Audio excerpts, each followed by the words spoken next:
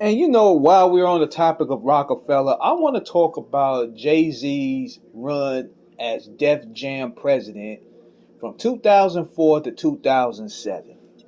Now, at the time when this happened, this was considered one of the biggest power moves of hip hop.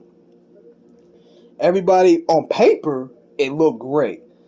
You had one of the most elite MCs making the transgression from being an artist to being a boss of a label.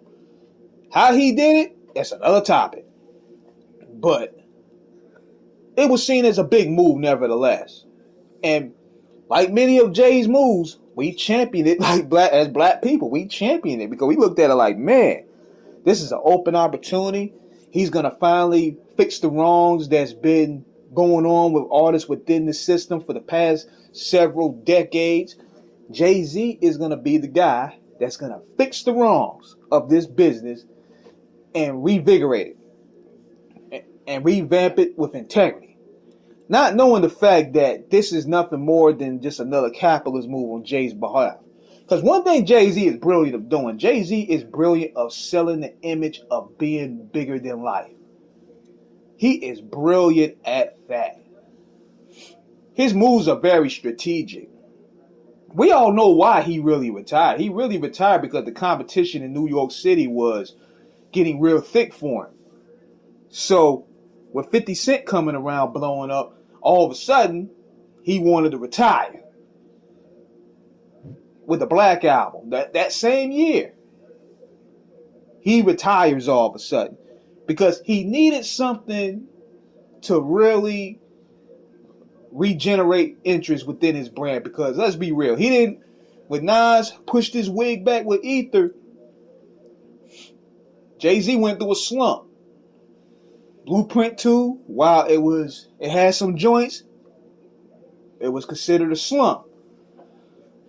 So what he do in 2003? Man, Ether was so strong that nigga kicked all his day ones out. Dame was gone, Biggs was gone, the Rockefeller was gone. He said, F them niggas. He then went ahead and took over Def Jam.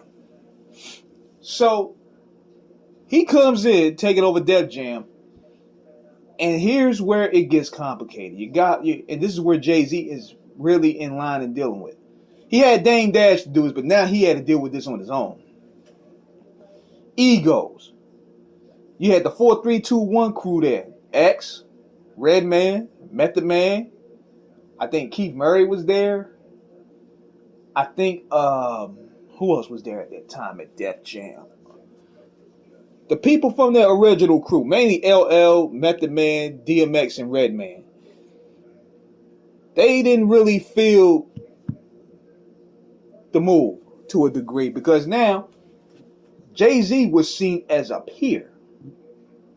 Especially a guy like LL and DMX. See, DMX battled Jay-Z. So they looking at that like, look, we're not taking orders from you.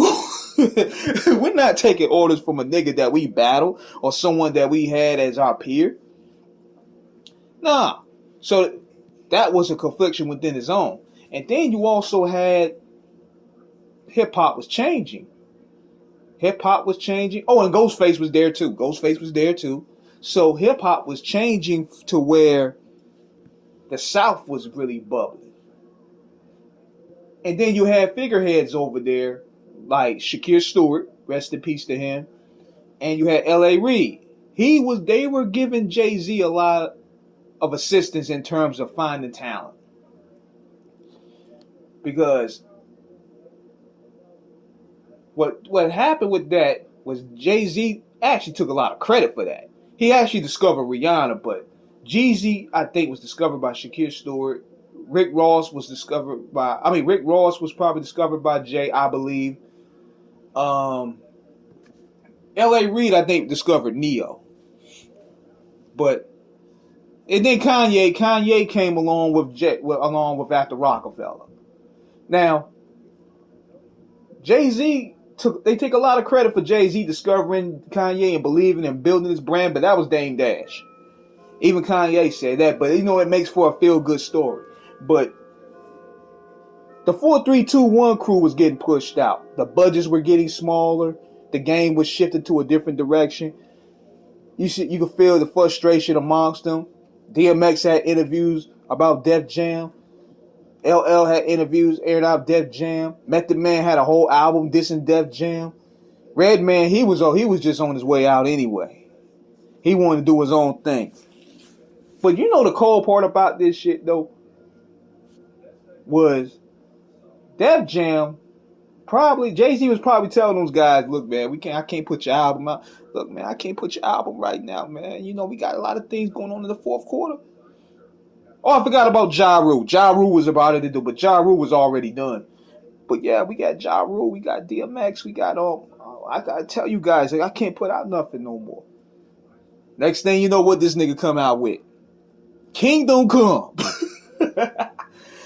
All of a sudden, Def Jam got a budget. A big ass budget for him. That thing had a budget behind it. Super Bowl, beer commercials. I think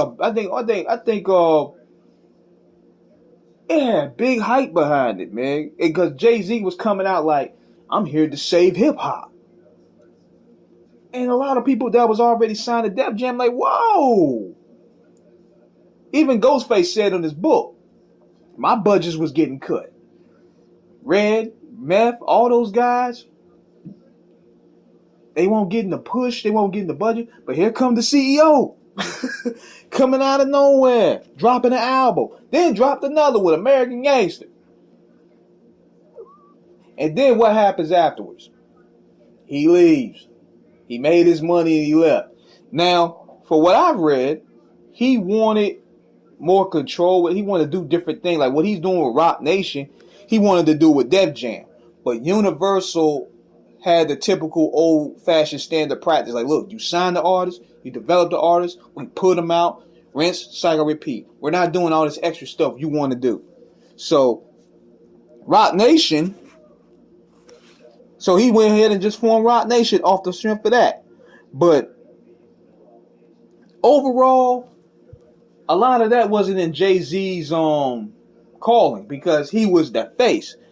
Think about this. He's always the face. And we look at the man's money and we're seeing it like, oh, he's the face. He's running this shit with an iron fist, but he's really not. He's just the front man.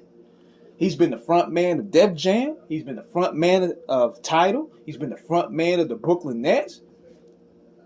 But he didn't really have no power. He sold the image of somebody being a boss. And that's very clever marketing on his behalf.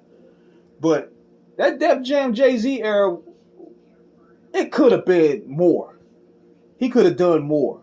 But a lot of ego was involved. A lot of changes within the industry was involved.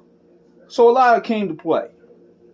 But let me know what you guys think in the comments about this, man. Subscribe, hit the like button. Peace.